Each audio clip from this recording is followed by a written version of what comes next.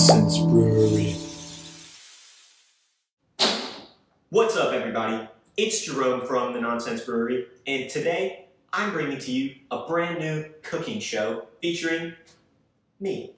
So the way this is going to work is I'm going to be cooking recipes that I've never cooked before, and we're going to see if they turn out good or not. We're going to call it Cooking Uncooked Recipes with Jerome. I think I still got to work on the name a little bit, but we'll figure it out for next time.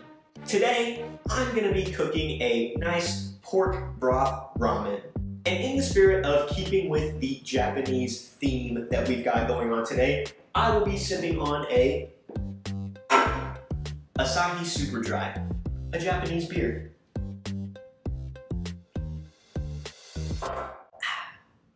The secret to any good ramen is the broth.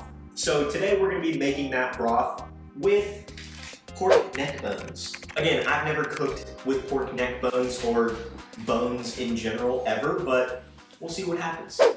So what we're going to do is we're going to get a big old pot and we're going to put our pork neck bones in there, cover them with water, and bring them to a little bit of a boil. So the hard part about making this pork broth is that it has to cook on a low boil for 12 hours before you can actually use it. So right now it is about 12 o'clock noon. So looks like I'm gonna be up till midnight making this stock, and then we're gonna have some ramen tomorrow. Let's go ahead and put this on the stove and start cooking. So now that that's on the stove, what else goes in a good ramen? You've got your broth, you've got your noodles, and of course, you gotta put some meat in there as well. And for that, I've got some good old pork belly. Now, I got my pork belly and pork neck bones and all that from my local Asian market. It looks like they've left the skin on there. I'm personally gonna cut that off just because that scares me. But you can keep it on there if you want to. So I'm just gonna get a knife and cut that skin right off. Now that I've got the skin off of these, I'm gonna go ahead and wash them, make sure I've got them nice and clean. Then we're gonna marinate them, roll them up nice and tight, and then we're gonna let them sous vide for about 12 hours.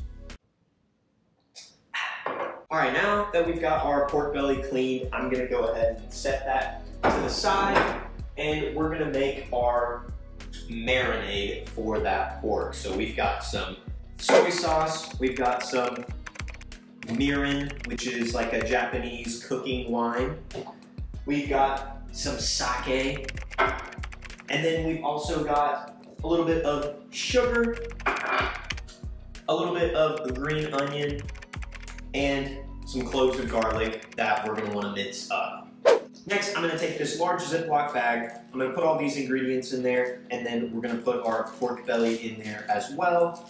So I'm just gonna go ahead and throw this garlic in here first. And then we're gonna put all of this sugar, which was about 1/8 of a cup. We're also gonna put 1/8 of a cup of soy sauce in there. We're gonna put 1/4 of a cup of this mirin in there. And then we're gonna put 1/4 of a cup of this sake in there. Whoo!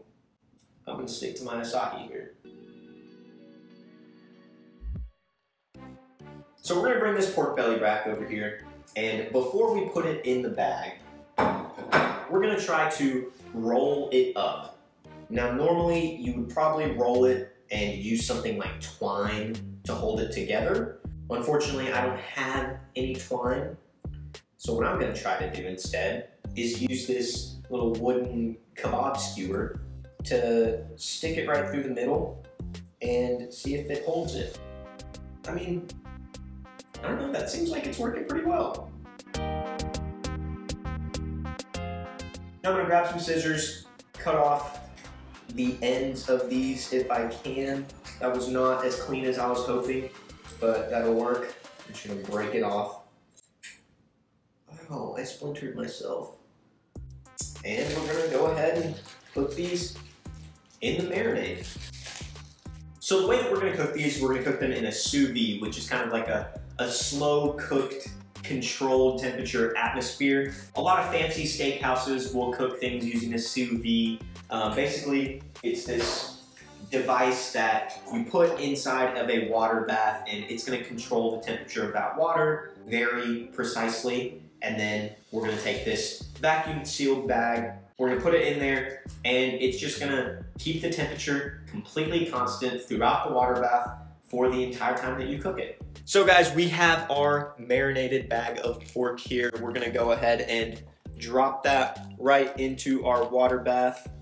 And all we have to do now is set our sous vide to 170 degrees, and we're gonna push start. So while that meat is cooking, let's go ahead and check in on our broth.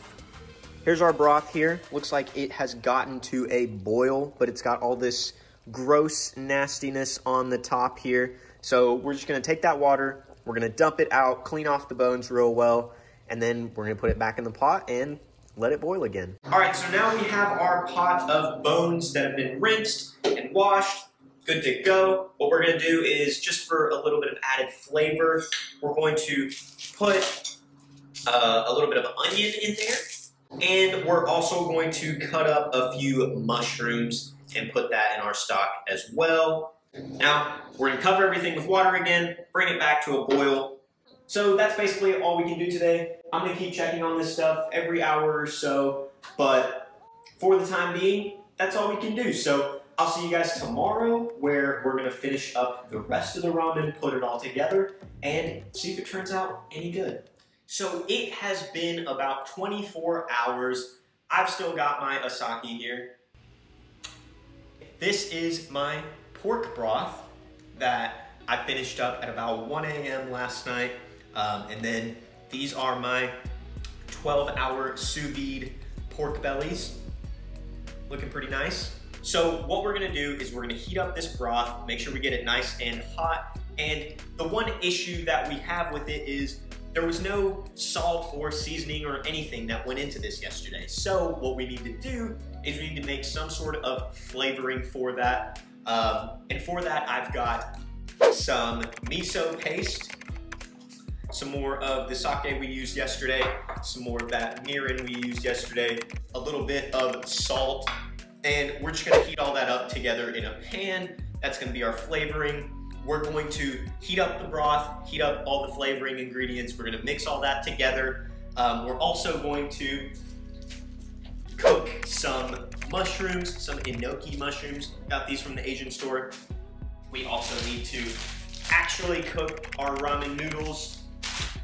And I'm going to cut these pork bellies just kind of into little slices that we can lay into our ramen, and make some soft boiled eggs as well.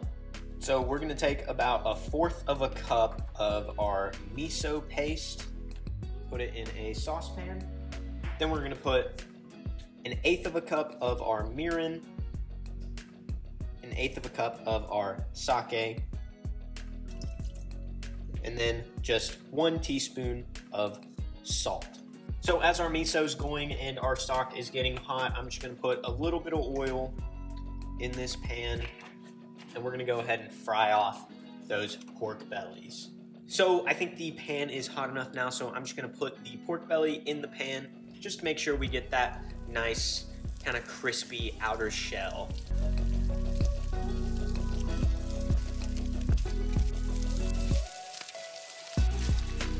And just like that, our pork belly's done.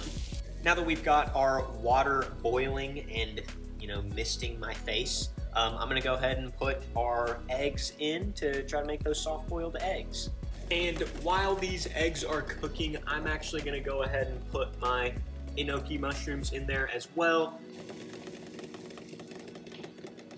So it has been about 7.5 minutes, so I'm going to turn the heat off on my eggs, and I'm actually gonna put them in a ice cold water bath to hopefully try to stop the cooking and get that soft boiled egg look and feel.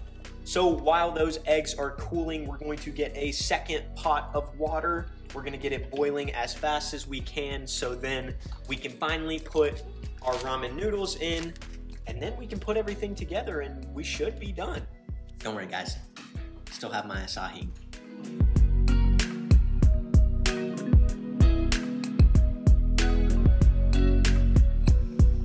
So we're gonna take our miso flavoring that we made and we're gonna put about half of it into one of these bowls. Next, we're gonna take our pork broth and just put in about half a cup into each of our bowls. Then we're gonna put our noodles in, some more broth, and then we're gonna put our pork belly in there, some mushrooms, and our soft boiled egg. And that's how you make ramen from scratch.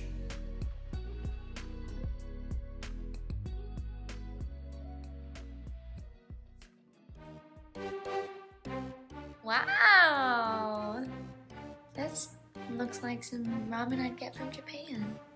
If you guys liked the video, make sure you like the video down below. Subscribe to the channel for more content like this. And maybe next time I'll cook something that one of you tells me to cook. Thank you guys for watching, and until next time, I hope you enjoyed what you were sipping on.